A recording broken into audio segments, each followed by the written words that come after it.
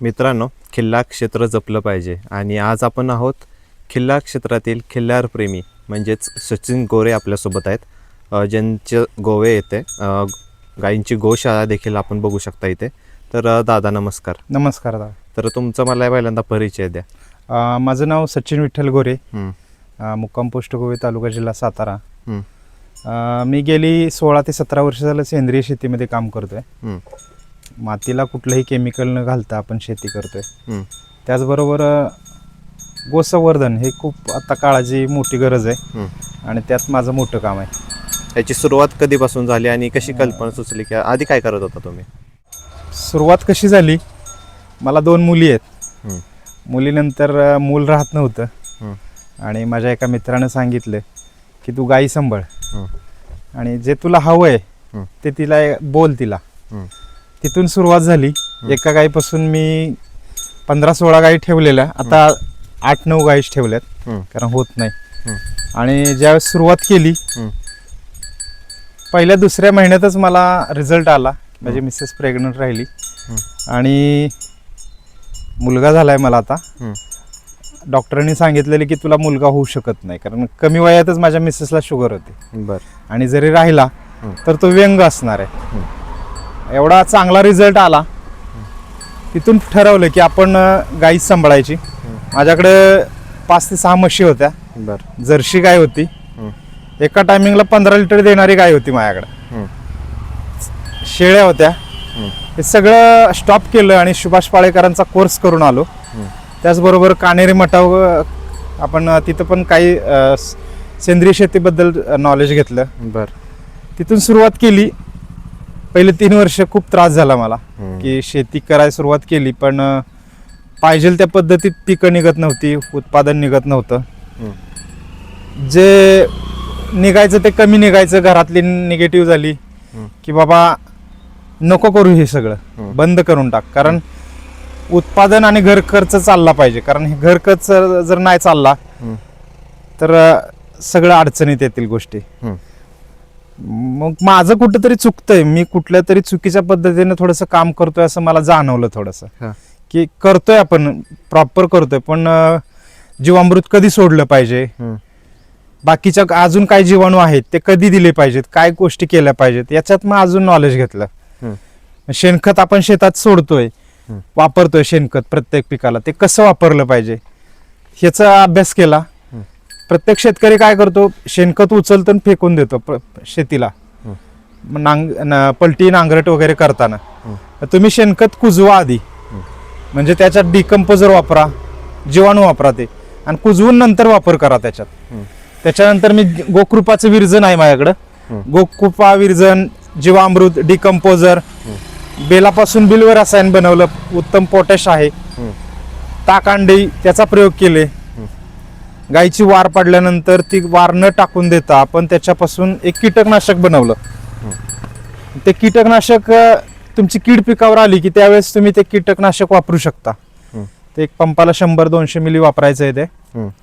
आणि बाकी मग अग्निअस्त्र वगैरे, ब्रह्मास्त्र या गोष्टींचा वापर सुरुवात केली. कीटकनाशक आता मागच बघतोय आपण, आपला गहू आहे, शुगर फ्री गहू आहे. तो शुगर फ्री गहू सुद्धा आपण पूर्ण याच्यावरच घेतलेला आहे. तर त्याचा रिझल्ट पण आपल्याला खूप चांगले आलेले आहेत त्याचे. आणि आतापर्यंत म्हणजे शक्यतो माझे हा हेतू आहे की जे नैसर्गिक बियाणे जे आहेत, पहिले जुनं पारंपरिक बियाणे ते जतन थोडीशी करून ठेवलेत मी. की शुगर फ्री गहू आहे, काळी कुसळी गहू, काळा गहू, मका, लाल मका आहे, काय माझ्याकडे झुडपी चवळी आहे, अशी काही जे देशी बियाणे जे आहेत ते थोडे जतन करून ठेवलेत मी. आणि तेच बियाणे तुम्ही वापरा कारण त्याचे जीन खराब नाही झालेले माझे. कारण जिथून आणलेत ते पण पूर्ण विषमुक्त आहे, त्याच्याकडेच आणलेले आहेत मी. आणि उत्पादन त्याचं चांगलं निघतंय. फक्त आपला जीवामृत आपण देतोय ते जीवामृत दर अमावस्या, पौर्णिमा, चतुर्थी, प्रदोष या काळात सोडलं पाहिजे. कारण पिकाची घेण्याची क्षमता, मातीची घेण्याची क्षमता जास्त असते. यामागे तुम्हाला मार्गदर्शन म्हणावं लागेल तर कोणाचं भेटलंय? मार्गदर्शन मी कोर्स केले सुभाष पाळेकरांचा किंवा ताराचंद बेलजींचा एक काय केलाय. आणि कानेरी मठाव पण घेतलेला आहे. आणि माझे महत्वाचं एक सांगायचं राहिलं की मी याच्यात सुरुवात सेंद्रियची आमच्या शाळेत गावामध्ये आपले कृषी विभागाच्या शेती शाळा व्हायच्या. हम्म. तर त्या शेती शाळा प्रत्येक शेतकऱ्याने अटेंड केल्या पाहिजेत. हम्म. कारण शेती शाळेमध्ये जे सेंद्रियचं नॉलेज देतात. हम्म. आता आम्हाला इथं ज्यांनी नॉलेज दिलं हम्म. ते सुरुवातीला अजय कांबळे म्हणून आहेत. हम्म. त्यांनी नॉलेज दिलं आणि त्यांनी सांगितलं. आता तेच माझे खरे गुरु आहेत आता. हम्म. कारण प्रत्येक गोष्ट मला ते कुठल्याही गोष्टी असेल तर त्याला त्यांचं सांगणं असतं की तू ह्या गोष्टी कर. हम्म. आणि प्रदर्शनात असेल किंवा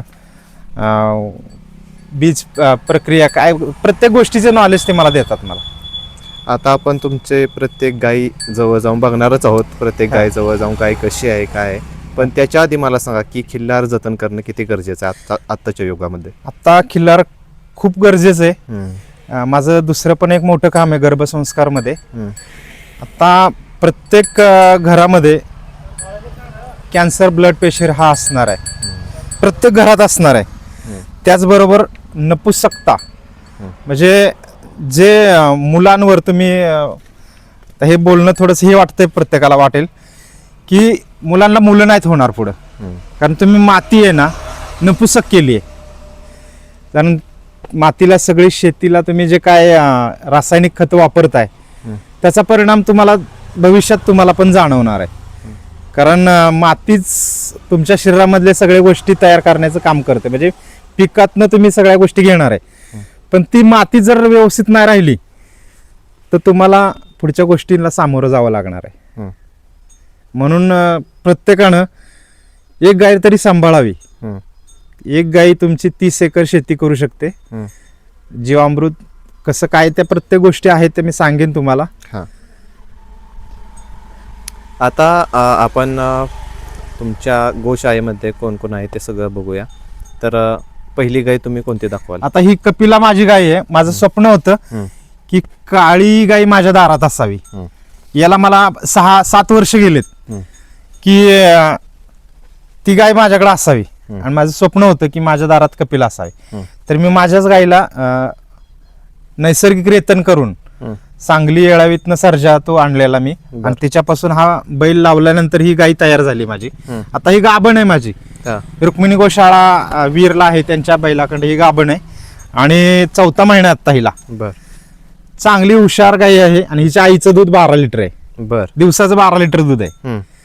आणि शांत स्वभावाची आहे. हम्म. अजिबात मारत नाही काय नाही. किती वेताची आता. आणि आता हे पहिलंच दुपत आहे हिचं. पहिलंच आहे. पहिलंच दुपत आहे. शक्यतो प्रत्येक शेतकऱ्यानं मला एक आवर्जून सांगणं राहील की प्रत्येक शेतकऱ्यानं ज्या त्या भागातली जी गाय आहे ती सांभाळावी. हम्म. कारण निसर्गानं प्रत्येक भागात वेगवेगळी गाय ठेवलेली आहे. हम्म. आता आपण बघितलं गुजरातमध्ये गीर आहे. हम्म. थारपारकर कांक्रेज ज्या त्या भागात ठेवलेली आहे. हम्म. मग आपण महाराष्ट्रामध्ये आहे. हम्म. आपला सातारा जिल्हा आहे. तर आपल्या भागामध्ये शक्यतो पांढरी जी गाय आहे हम्म. खिल्लार तीच गाय सांभाळली पाहिजे. आता ही खिल्लारमध्येच कपिला आहे. हम्म. ही जी आहे खिल्लारमध्येच कपिला आहे. पण प्रत्येक शेतकऱ्याने असंच केलं पाहिजे. शक्यतो आपल्या भागातली जी गाय आहे ती सांभाळली पाहिजे. हम्म. त्याचे रिझल्ट चांगले आहेत. कारण हिचं दूध कमी असेल हम्म. तरी पण त्याच्यातनं तुम्हाला जे गुणधर्म मिळणार आहेत चांगले हम्म. ते चांगले मिळणार आहेत. जसं की तुम्ही म्हटला की नैसर्गिक रेतन केलं हा तर ते का गरजेचं आहे म्हणजे. ते खूप गरजेचं आहे. कारण सिमेंटवर न काम करता मी आता प्रत्येक गायी भरवायचं काम करतोय ना हम्म.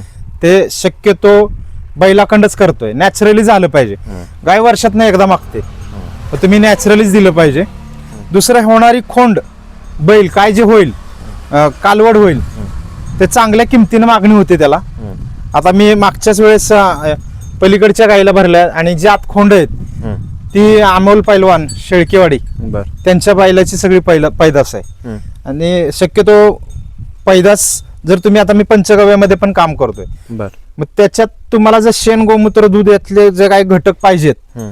तर तुम्ही शक्यतो नॅचरलीच काम करा. हम्म. तुम्ही सिमेंटवर काम करू नका. हम्म. पैसे जातात थोडेसे पण त्याचे रिझल्ट चांगले मिळतात आपल्याला. कारण आपण गोमूत्र ज्या गोष्टीसाठी देणार आहे त्याचे रिझल्ट चांगले मिळणार आहेत आपल्याला. आता कोणाकडून भरलं हिला. आता ही रुक्मिणी गोशाळा हम्म. त्यांच्या काही बैलाकडनं भरलेली ही. तो त्या बैलाबद्दल काय सांगाल. तो बैल पण चांगला आहे त्यांचा. हा. आणि बैल पण चांगला पूर्ण ब्लॅक आहे. निवडण्यामागचं कारण काय? निवडण्यामागचं त्याची पिल्लं पण जी पडतात, हम्म, कालवडी जी पडतात, खोंड पडतात, ते चांगल्या पद्धतीची पडतात. हम्म, हम्म, हम्म. त्याच्यामुळे ते निवड त्याचीच केली मग मी. अजून किती आहेत आपल्या इथे गाई? हा आहेत की.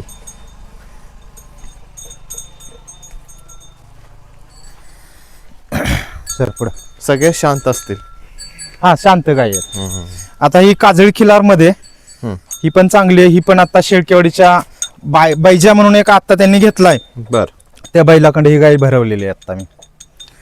तो पण चांगला आता पुसेगाव चॅम्पियन झालेला हा याचा आता बैल भरलाय ते. हम्म, हम्म, हम्म. ही आता लागेल आता, म्हणजे आता 1.5 महिना झाला आहे, तिला उलटलेलं नाही अजून. किती वेत झाली याची? हिचं तिसरं वेत आहे आता, तिसरं होणारं वेत. तिसरं आहे. दूध किती दिलं त्यांना? हिनं दूध थोडं कमी दिलंय, हम्म. 2.5 लिटर दूध दिलंय तिनं. हम्म, दुधाला कमी आहे थोडीशी, हम्म, हम्म, कारण आपण जेवढं क्वालिटीमध्ये जाऊ हम्म, तशी दुधाची क्वालिटी कमी मिळते आपल्याला. हम्म, हम्म. आता ही गाजरीमध्येच आहे, पण या गाईचं दूध 12 लिटर आहे.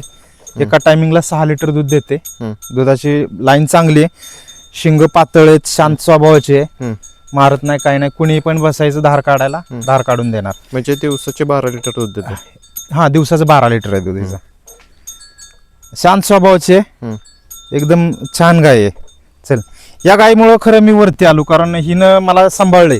हम्म, मी गाय सांभाळत नाही, हम्म, गाय मला सांभाळतात. हम्म, कारण प्रत्येक शेतकरी म्हणतात की आम्ही गाय सांभाळतो, मग नाही, मला असं वाटलं की हम्म.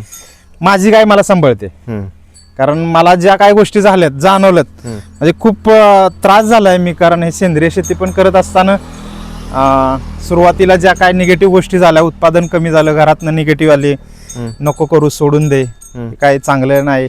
हम्म, आता आपल्याकडे कोण सांभाळतंय पांढऱ्या गाई. हम्म, पण मी हार नाही मानली, कारण हार मानली असती तर मी तिथंच थांबलो असतो. हम्म. आज माझं पण नाव मोठं आहे. मी ज्या शेतात आपण काय करतोय, शेतातली पिकं पिकवतोय पण विकाय दुसऱ्याला देतोय. हम्म. थोडासा मी अभ्यास केला की आपण जर ऊस आपण गाळला तर ऊसापासून आपण गुळ बनवू शकतो. गुळ पावडर आहे, गुळाची वडी आहे. हम्म, मग सुरुवातीला गुळ विकला. हम्म. गुळात सुरुवातीला 1 वर्ष 2 वर्ष झाला त्रास, गिरायक भेटलेलं नाही, हम्म. गुळ खराब झाला. हम्म. एवढा महाग गुळ कोण विचारायला लागले, एवढं महाग नको आम्हाला. हम्म. पण आज मी 120 रुपयानं सुद्धा गुळ माझा विक्री होतोय.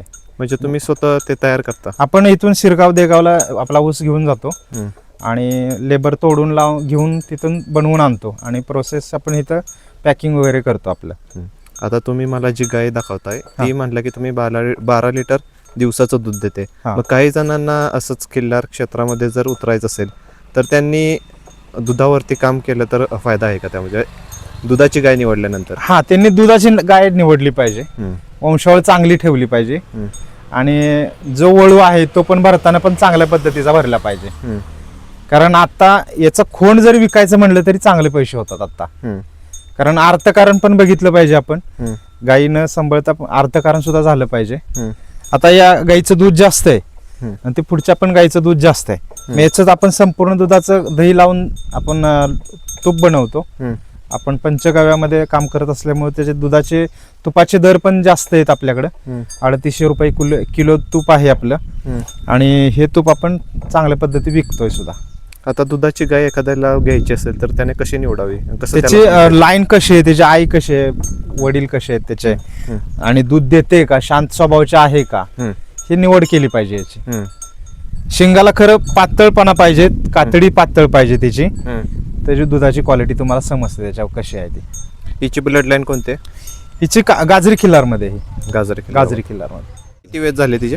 हिचं 6वं वेत आहे आता हिचं. 6वा वेळ आहे. हा, म्हणजे पहिली गाय हीच म्हणायची? आणि नाही, आपल्याला दुसऱ्याकडं घेतली विकत. हम्म. नाही, पहिली तुमच्या हा, धावणीला. सुरुवातीला हेच आहे, सुरुवातीला हेच आहे. इकडची बघूया. सर पुढं, सर पुढं, सर पुढं. आता ही पण गाय आहे. हम्म. ही अमोल पैलवान शेळकेवाडी बर. त्यांच्या बाजा बैलाकडे ही भरलेली होती. हम्म, हिला कालवड झालेली आहे. हम्म, तर हिची कालवड 71,000ला गेली आहे. हम्म, कारण काटसपणा स्वभाव जे गाय कालवड पडली आहे हम्म, ती टॉपमध्ये पडलेली आहे. हम्म. ही पण चांगली गाय आहे. हिची ब्लड लाईन कोणते? गाजरीमध्येच आहे ही सुद्धा. गाजरीमध्येच. त्याच्यानंतर ही आहे इकडची, त्या 12 लिटर गाय देणारी त्याच गायची ही कालवड आहे. हिच्या आईने किती दिलेलं? ही चाय पण आपल्याकडे नव्हती, दुसरीकडची. ही 3.5 लिटर देते दूध ही आता. ही पण दुधाची चांगली आहे, ती 12 लिटर देते तीच गायची ही काय. आणि आता हिला सुद्धा एक कालवड एक आहे, चांगली आहे हिची सुद्धा. फक्त आता ही जरा खायला जरा आवणी आहे, बर. खात नाही थोडीशी, पण दुधाला चांगली पडली ही. एखादा बैल भरताना म्हणजे काय बघून आपण भरतो? एक तर तो बैल चांगला असावा आणि त्याची ब्लड लाईन पण चांगली असावी, त्याच्यावर भरायचा शक्यतो. कारण पडणारी जी कालवडी आहेत, खोंड आहेत, ते मार्केटमध्ये चांगल्या ह्यानं जातात, मग त्याचे पैसे चांगले होतात आपल्याला. आता शासनानं तुम्हाला राज्यमाता म्हणून ही केल्यापासून आणि शर्यतीवरच्या बंदी उठवल्यापासून या गाईला जास्त मागणी आणि खोंडांना पण मागणी जास्त व्हायला लागली. त्यामुळं आता याचे चांगले दिवस आहेत आता. असं फक्त गाय चांगली सांभाळा, तुम्हाला भरपूर देऊन जाते. महत्वाचं तुम्ही गाय सांभाळताय कशी आहे, बांधली मी पण सांभाळतोय असं नका करू. तुम्ही गाय सांभाळताय कशी हे बघा. आता तुम्ही पण बऱ्याच हे घेतले असतील, तर आपण कशी सांभाळली आणि काय करतोय. एकही गाय तुम्हाला खराब दिसते का? नाही. बरोबर. कारण तुम्ही 2.5 वर्ष मनापासून तिला सांभाळा, तुम्हाला आयुष्यभर ती सांभाळणार आहे. तुम्ही सांभाळायची करायची म्हणून नका करू, तिला मनापासून करा. कामधेनू ही 2.5 वर्ष मन लावून तिच्यावर काम करा, आयुष्यभर तुम्हाला सांभाळणार 100%. कारण मला त्याचे रिझल्ट आलेत त्याला. मला ज्या काही गोष्टी जाणवल्यात ना, त्या ह्याच्यातनं झाल्यात. 0 मध्ये होतो मी, माझ्याकडे मोबाईलला पैसे नसायचे, बॅलन्स नसायचा कधी. खूप निगेटिव्ह गोष्टी झाल्यात, सोडून द्यावं, सगळं बंद करावं. अक्षय शेवटच्या स्टेप पर्यंत गेलेलो आहे मी, पण मन आणि हार मानली नाही. जे पाहिजे ते हिच्यापाशी मागितलंय आणि त्या गोष्टी झाल्यात माझ्या बाबतीत. कारण कोण म्हणतं की गाय काय थोडीच देणार आहे काय काय, पण मी मनापासून ते सगळं केलेलं आहे. मला त्याचे रिझल्ट जाणवले. आपल्याला कोणते फायदे मिळतात? म्हणजे एखादी गाय, खिल्लार गाय आपल्या गोट्यामध्ये असली तर काय काय फायदा आहेत? पॉझिटिव्ह ऊर्जा ह्याच्यातनं भरपूर मिळणार आहे तुम्हाला. महत्वाची पहिली गोष्ट आहे की पॉझिटिव्ह. ह्याच्यातनं पॉझिटिव्ह ऊर्जा मिळाली की तुम्ही निगेटिव्ह मनात विचारच येत नाहीत ना. दुसरं ज्या काही गोष्टी लागणार आहेत तुम्हाला ऑटोमॅटिक सगळ्या येत राहतात. मग तिचं शेण असेल, तिचं आपण तिच्या शेणापासून पण काम करतोय. शेणापासून आपण पंत्या बनवतोय, धूपकांडी आहे, उठणं आहे, फेस पॅक आहे. ह्याच्यात पण अभ्यास करून हे चालू करतोय आता. याची कल्पना कशी सुचली? याच्यात आमचे एक मित्र आहेत, म्हणजे हे पूनमताई म्हणून आहेत खंडाळ्याच्या. त्यांनी कोर्स करायला सांगितला आम्हाला की गायी सांभाळताय तुम्ही, तर तुम्ही याच्यावर पण काम करा की त्याच्यातनं उत्पादनं बनवा आणि त्या उत्पादनातनं तुम्ही तुमचं अर्थकारण साधेल तुम्हाला. मग ते गोष्टी केल्या, सुरुवात केली त्याची. आपल्याला खिल्लार प्रेमी तुमच्या जवळ येत असतील, तर खिल्लार प्रेमींचं मत कसं असतं? म्हणजे तुमच्या जवळ आल्यावर ते बऱ्याच जणांचे मला एवढे, म्हणजे आता मी खिल्लार महाराष्ट्र आणि युट्यूब चॅनलवर पण माझ्या मुलाखती आहेत, बऱ्याच मुलाखती. जे मुलाखती बघून बघा येतात ना, त्यांनी आतापर्यंत प्रत्येकाने सांगितले तुझ्यासारखी काय कोणाकडे आम्ही बघितलेली नाही. कारण तू ठेवलीस चांगली आणि सांभाळतोय चांगली. असं आहे. दररोजचा चारा वगैरे कसं? चारा आता माझं चाऱ्याचं नियोजन फक्त सकाळी एकदाच असतं. एकदा कुंडी भरून ठेवायची, दिवसभर यायचं नाही. सकाळी 11 वाजता एकदा यायचं, 6 वाजता मी गोट्यावर असतो, 11 वाजता पाणी पाजतो आणि घरी जातो. पुन्हा दिवसभर त्यांच्यापाशी येत नाही. कमीत कमी तिला 6 ते 7 तास तरी तिला रवंतला मिळाले पाहिजे. रवंत जर चांगला झाला तर तुमची दुधाची क्वालिटी चांगली मिळणार आहे.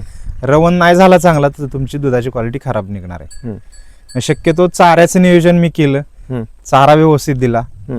संध्याकाळचा चारा एक टाइम, दुपारी सकाळी पाणी असतं, त्याच्यावर मग दुसऱ्या काही गोष्टी करत नाही मी. खुराक वगैरे काय ठेवतो? खुराक असतो मका भरडा आहे, एक खुराक दुसरे पण एक आहे, त्याच्यावर मिनरल मिक्सचर आहे. मिनरल मिक्सचर कम्फर्शन देतो, कारण आता जे चारा जो आहे त्याच्यात फॉस्फरस कमी आहे. शक्यतो मिनरल मिक्सचर मध्ये सगळ्या गोष्टी कव्हर होऊन जातात. मग या सगळ्या गायींचं नियोजन करण्यासाठी जे आर्थिक नियोजन असतं ते कसं करता तुम्ही? आर्थिक नियोजन ॲटोमॅटिक सगळ्या गोष्टीने होतंय माझं. हम्म. मला शक्यतो नाही झाला तर पहिला सुरुवातीला झाला त्रास हम्म. की अर्थकारण खूप अडचणी यायला लागल्या. हम्म. गाई सांभाळायची का माझं कुटुंब सांभाळायचं का सगळ्या गोष्टी करायच्या. हम्म. पण ॲटोमॅटिक सगळ्या गोष्टी होत राहिल्या माझ्या, काय अडचणी आल्या नाहीत मला. हम्म. कारण गाईंना एकदाच बोललेलो मी फक्त, तुला जर मी मनापासून सांभाळत असेल हम्म. तर तूच सगळं नियोजन कर. हम्म. त्याच्यातनं सगळं होऊन गेलं. आता सुरुवातीला जो घरच्यांचा प्रतिसाद मिळत नव्हता आणि आता कसं नियोजन असतं, म्हणजे आता घरात आता कसं वातावरण असतं? घरातल्यांचं वातावरण आहे चांगलं. हम्म. घरातल्यांचं अजून एवढ्या पॉझिटिव्ह मध्ये नाही येत ते, हम्म. की त्याचं अजून प्रतिसाद नाहीये, हा. पाहिजे असा नाहीये. हम्म. पण करतील, देतील, वेळ येईल. हम्म. हार नाही मानली मी, हम्म. कारण सगळं दिवस चांगले नसतात. हा. वाईटनं पण दिवसातनं गेलं पाहिजे. हम्म. सगळेच दिवस जर चांगले झाले हम्म. तर आपली कहाणी कोण ऐकणार. किती वर्ष झाली म्हणला तुम्ही? 16 वर्ष झाले. 16 वर्ष झाले. गहू बघूया. हे बाजा बैलाचं एक पैदास. फायदाच आहे. आत पण आहेत इथल्या बघायचे.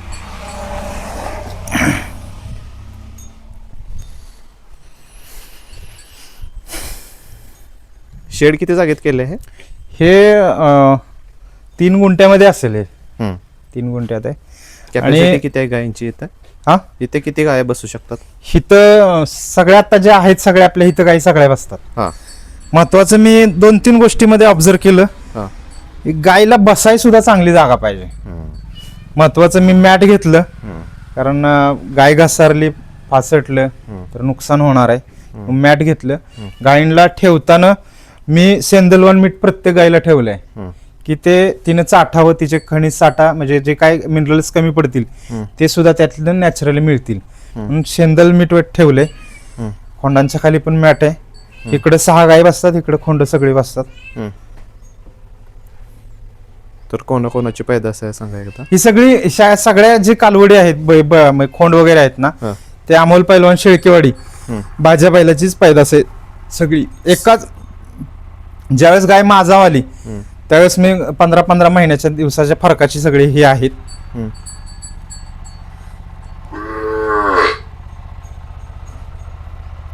बाजा. हा, तर हे खिल्लार जतन तुम्ही करताय, काय सांगाल या खिल्लार क्षेत्राविषयी खास करून? खिल्लार क्षेत्र आपल्या भागातलं आहे म्हणून निवडलंय मी, कारण गुजरातची गीर आहे. तर मग मी विचार केला की आपल्या भागातली आपण गाय सांभाळली तर त्याचे रिझल्ट चांगले मिळतील. मला गावातनं सुद्धा काय माझे मित्र म्हणले की खिल्लार नको सांभाळू, गीर सांभाळ, हम्म. दुधाला जास्त आहे, तुझं अर्थकारण होईल. हम्म. नाही, मी म्हणलं माझ्या भागातली मीच सांभाळणार तीच गाय. त्यानंतर तुमचे वेगवेगळे सत्कार पण झालेले मला दिसतात. हो. तर ते कुठे झाले आणि कसे झाले हे आपण जाऊन बघूया एकदा. हा,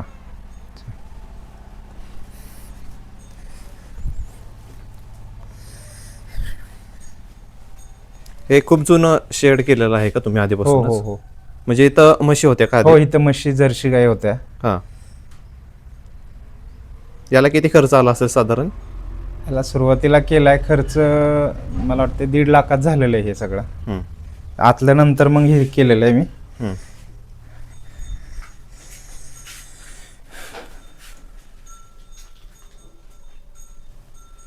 हम्म. हे JK बसू पुरस्कार झालाय सातारमध्ये बर.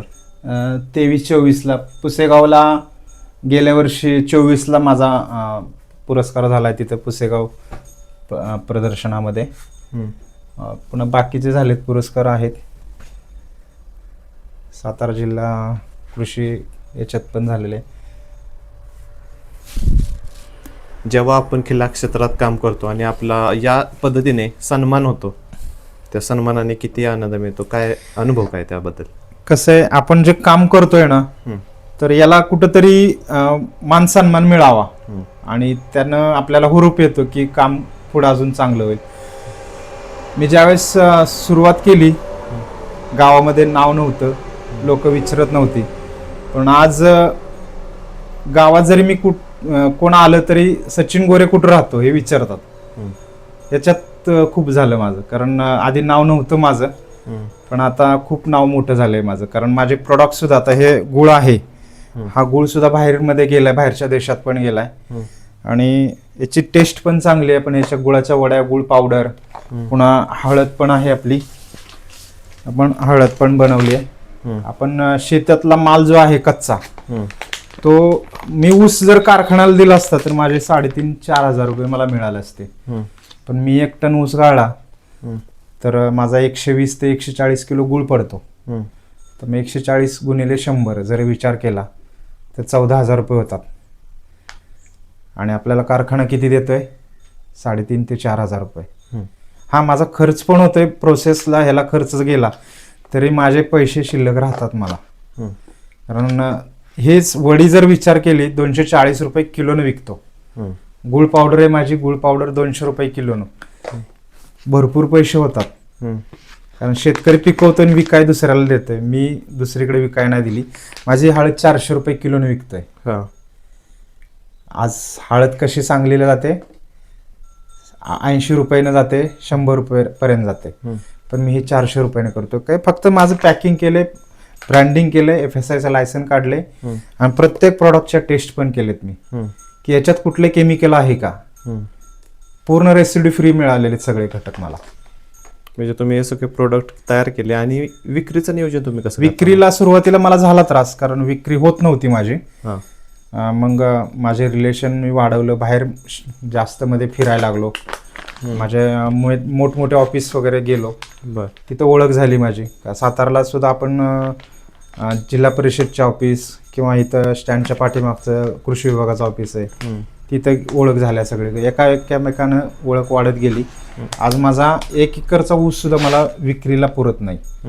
माझा 7 ते 6 महिन्यातच ऊस संपून जातो गुळ माझा. त्यामुळं झालंय नाव आता मोठं, आणि विक्रीला मला काय आता अडचण येत नाहीये. हे सगळे प्रोडक्ट तुम्ही विक्रीसाठी ठेवलेले आहेत? हो. याच्यात तुपाचं पण आहे आपलं, हे पॅकिंग वगैरे याचा पूर्ण एअरटाईट पॅकिंग केलेलं आहे आपण, आणि लेबल सुद्धा तसं व्यवस्थित केलेलं आहे. हेच तूप तुम्ही प्रेग्नंट लेडीजनं जर खाल्लं, 9 महिने तुम्ही तूप खा, तुम्हाला नॉर्मल डिलिव्हरी होण्याचे चान्सेस जास्त राहतील. तूप हे लुब्रिकेंटचं काम करतं. तुपात एवढे काय घटक आहेत ते पूर्ण शरीराला, तुमच्या मानवतीला असे घटक. वयस्कर लोकांनी पण तूप खावं. तुमच्या सांध्यांची खुर्च्या, कार्टिलेज सगळं वंगणाचं काम करणार आहे, आणि पूर्ण वैदिक पद्धतीने तयार केलेलं. लेडीजनं रात्री झोपताना गर्भाशयाचे काय प्रॉब्लेम असतील तर बेंबीट 2 ते 3 टिपके जर तूप टाकलं तर तुमच्या गर्भाची काय अडचणी असतील, पिरियड व्यवस्थित होत नसेल, ते सगळं कव्हर होणार. फक्त त्याला कालावधी आहे. तुमचं घोरणं असेल, घोरत असाल, तुम्ही नाकात त्याचे ड्रॉप झोपताना टाकले तर तुमचं घोरणं बंद होणार. मानसिक ताणतणाव असेल तो डिप्रेशनमधनं निघणार तुम्ही. एवढे तुपाचे वैदिक चांगले फायदे आहेत त्याचे. तुम्ही प्रत्येक प्रोडक्ट तयार करताना कशी काळजी घेता? शक्यतो पॅकिंग आकर्षक, व्यवस्थित ठेवून सगळ्या गोष्टी प्रॉपर करतोय आपण. कारण सगळं व्यवस्थित असेल तर त्याला घेणारा पण ग्राहक चांगला बघून घेतो, की तुम्ही कसं ठेवलंय, कसं आहे ते. हे सगळ्यात जास्त काळजी घेतो मी याची. आतापर्यंत सेल किती झाला आणि कसा झाला? सेल आता मी सांगू शकत नाही, भरपूर सेल होतो माझा, भरपूर, म्हणजे काय शिल्लक राहत नाही मला. आता आपण जानेवारीमध्ये गेल्या वर्षीचा गुळ माझा 2 महिने संपलाय, फक्त वडी शिल्लक राहिली. आता गुळ सगळा संपलाय माझा. त्यामध्ये कस्टमरचा फीडबॅक कसा आहे? खूप चांगला, अप्रतिम. कारण एकानं जर सांगितलं तर एकाने घेतलंय तर तो 4 जणांना कमीत कमी सांगतो. कारण, आणि माझं एक वाक्य असतं प्रत्येक ग्राहकांना, की माझं हे प्रोडक्ट जर आवडलं तर तुम्ही 2 लोकांना सांगा. त्याच्यातनंच माझा मोठा सेल वाढलाय. कारण हे 2-2 पर्यंत खूप लांबपर्यंत गेलंय. आता तुम्ही हे सगळं सांगताय की तुम्ही हे सगळं प्रोडक्ट वगैरे तयार केलेत, यामागे मेहनत भरपूर लागली असेल, आणि पूर्ण तुम्ही तुमच्या नॉलेजचा पण वापर केला असेल, तर कशा प्रकारे त्याचा वापर केला आणि हे फायदेशीर आहे का? जर आपण खिल्लार गायींचा सांभाळ केला आणि अशा प्रोडक्ट तयार करण्यामागे आपण प्रयत्न केले तर फायदा आहे का पुढे? भरपूर फायदा आहे. आता फक्त गुळच न बनवता मी विचार केला वड्या पण केल्या पाहिजेत आणि गुळाची पावडर पण केली पाहिजे. तर मी याच्यात अजून काय विचार केला की गुळ बनवताना हम्म. त्याच्यामध्ये तूप, वेलची, सुंठ हम्म. अशा गोष्टी वापरल्या. हम्म. तर त्याच्यामुळे त्याची टेस्ट चांगली आली हम्म. आणि ग्राहकांना ते आवडलं. हम्म. त्यामुळे ग्राहक वाढले माझे. अजून पुढे आता तुमचं काय काय प्रयत्न असतात, कोणते प्रोडक्ट अजून डोक्यात आहेत? माझं आता शेण्यापासून मी कोर्स करूनच आलोय. हम्म. तर शेण्यापासून पंत्या वगैरे आपण बनवल्यात. हम्म. आता हे तुमचं मच्छरचं कॉईलचं एक आणलेलं आहे मी. साबण पण बनवणार आहे. हम्म. साबणाचं सुद्धा आपण करणार आहे ते चालू. हम्म. पुन्हा सांभ्रमी एक आहे. बर. सांभ्रमी एक बनवायची आहे मला. आहेत 700 सगळे ते त्यासाठी लागणारी मशिनरी वगैरे त्याचं कसं तुम्ही नियोजन सगळं करता? ते मग सांगलीला गेलो मी. हा. सांगलीला जाऊन ते एका ह्याच्यातनं ते स्टोअर मधनं ते आणलंय सगळं. हम्म. आणि पंत्याचं पण मशीन एक आणलेलं आहे मी. हम्म. पंते पण आपण बनवतोय त्याच्या. आता आपले गाईंचं दूध जे असतं ते तुम्ही विकता का कसं काय नियोजन करता? माझं कसं आहे, शक्यतो सकाळचं दूध जास्त नाही, एक 2 ते 3 लिटर विकतो मी. बाकी संपूर्ण ताकासाठी मला दह्यासाठी लागतं. मग ते दही आपण लावून संध्याकाळी सकाळी ब्रह्ममुहूर्तावर रवीनं हलवून त्याचं तूप बनवतो आपण. विक्रीचा रेट आपल्याला साधारणतः किती विक्री आता? आपण दुधाची विक्री करतो 100 रुपयानं. 100 रुपयानं. हां. पुढे तुम्हाला काय वाटतंय, हा रेट वाढू शकतो? 100% वाढेल. 100% वाढणार. कारण आता लोकांमध्ये हे झालेलं आहे, जागृती झाली आहे की खिल्लारचंच आपण घेतल्या पाहिजेत सगळ्या गोष्टी. त्यामुळं त्याचा रिझल्ट समजतील लोकांना. कारण मी माझ्या मुलांना दूध पाजतोय तर मुलांमध्ये ज्या ॲक्टिव्हिटी आहेत ते चांगल्या झालेल्या आहेत त्याच्या. आणि महत्त्वाचं म्हणजे माझी कपिला जी आहे, कपिलाचं दूध तर 200 रुपयाने जाईल. सूर्याची किरणं घेण्याची क्षमता पांढऱ्या गाईपेक्षा कपिलामध्ये जास्त आहे. आणि जे आपले ग्रह आहेत ते 70% ऊर्जा घेण्याची क्षमता कपिलामध्ये आहे. तेवढी ऊर्जा आपल्या खिल्लार पांढऱ्या गाईमध्ये नाही आहे. 2% आपल्याकडे तीही करते. आणि बाकीचे कपिला जे आहे ती 70% त्याचे गुणधर्म चांगले आहेत. म्हणजे तुमच्या ओरा वगैरे किंवा ग्रहांचे दोष असतील तर ते आपल्या जे काय दोष असतील ते कव्हर करण्याचं काम करते. ते पांढऱ्या मुळ्या ज्या आहेत ते आपल्या गव्हामध्ये किती वाढलेले आहेत ते बघा. इथे बघा, पुढे घ्या. हे पांढऱ्या मुळ्यांची वाढ जमिनीच्या बाहेर आलेली आहे. आणि याला फुटवे किती आलेत बघा. हा शुगर फ्री गहू आहे. सोनामोती याला दुसरं नाव आहे, पैगंबर एक नाव आहे याचं. आणि याच्यात ग्लुटेन झिरो आहे. आपण गव्हात आंतरपिकं पण घेतलेली आहेत आणि तरी गहू बघा कसा आलेला याचा. दुसरं परागीभवनासाठी आपण मधमाशांसाठी मोहरी घेतलेली आहे. मधल्या वरंब्यावर घेवडा घेतलाय. मेथी भाजी काढली आहे, कोथिंबीर काढली, याच्यातनं पालक काढलाय, चकवत काढलाय.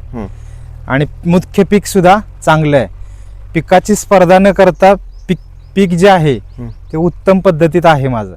आपण आता काय करतोय, जमीन नांगरण्यासाठी ट्रॅक्टरचा वापर करतोय. ट्रॅक्टरनं कडक झाली म्हणून वापर करतोय.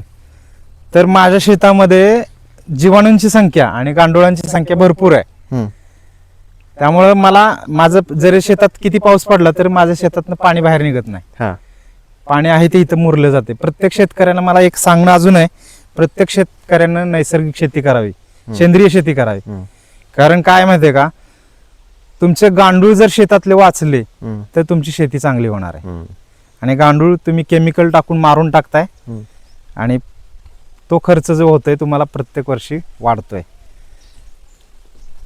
या जमिनीवर काम तुम्ही किती वर्ष झाले केलं? आता म्हणजे 16-17 माती सुपीक होण्यामागे म्हणजे आता पहिले 3 वर्ष तर माझे खूप त्रास झालेला आहे. कारण 3 वर्ष नाही, मला ते जमिनीनं ते झालेच नाही सगळं व्यवस्थित. पण आता चांगलं उत्पादन निघतंय. आता पलीकडची पण शेती केमिकलवरची आहे. दोन्ही शेतीत फरक दिसतोय आपल्याला की त्याच पिकाबरोबर माझं पण पीक चाललेलं आहे. पिकामध्ये काय बदल आहे का, साईज वगैरे एक नंबर आहे. आता हा फुटवा झाल्यानंतर अजून ऊन लोंबीतनं बाहेर पडल्यावर अजून आकर्षक दिसणार आहे.